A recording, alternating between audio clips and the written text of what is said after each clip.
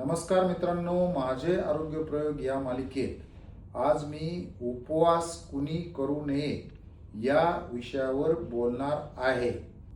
प्रथमतः ज्या मुलांचे वय 20 वर्षापेक्षा किंवा 21 वर्षापेक्षा कमी आहे आणि ज्यांच्या शरीराची वाढ होते त्यांनी उपवास करू नये।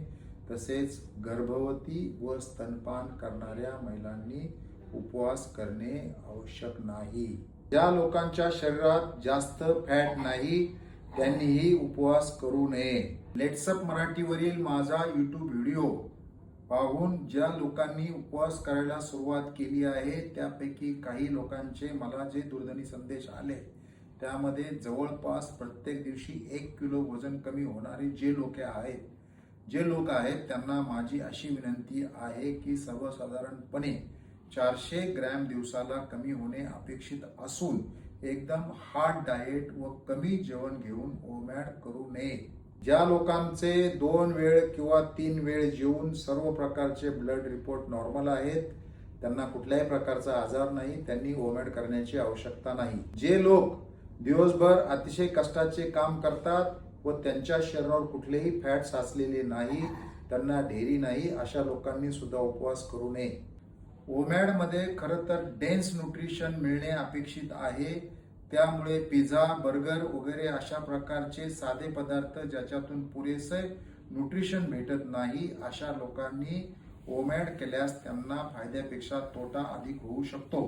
ओमॅड करणाऱ्या लोकांनी दिवसातून एकदाच जेवताना एकाच जेवणात पुरेशा कॅलरीज व पुरेसे न्यूट्रिशन मिळाले पाहिजे, त्याबाबतची कला आपण अवगत करावी।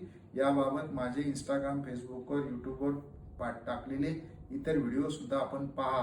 तेही आजार नसलेले व्यक्ती वजन कमी होण्यासाठी उपवास करू शकतात, तर वजन विशिष्ट आजार असलेल्या व्यक्तींनी उपवासात तज्ञ असलेल्या डॉक्टरांचा सल्ला घेऊनच उपवास करणे आवश्यक आहे। उपवासामध्ये दिवसातून एकदा जेवण्याचे प्रमाण दुपारी 3 ते 5 सांगितलेले आहे, तरी उपवासामधील जेवणाची वेळ कायम कॉन्स्टंट ठेवू नये। कधी 3, कधी 4, कधी 5 याप्रमाणे बदलत राहावी, जेणेकरून शरीराला एक विशिष्ट प्रकारची सवय लागणार नाही।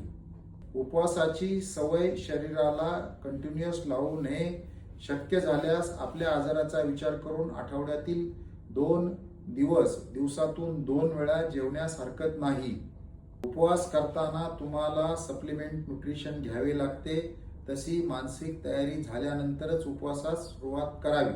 उपवास करण्याचा मुख्य उद्देश हा शरीरातील चरबी कमी करणे आवश्यक आहे, त्यामुळे तुम्हाला कमीत कमी प्रमाणात कार्बोहायड्रेटचे सेवन करावे लागते, हेही महत्त्वाचे आहे। उपवास करताना सुरुवातीच्या काळात गोड पदार्थ खाणे टाळणे आवश्यक आहे।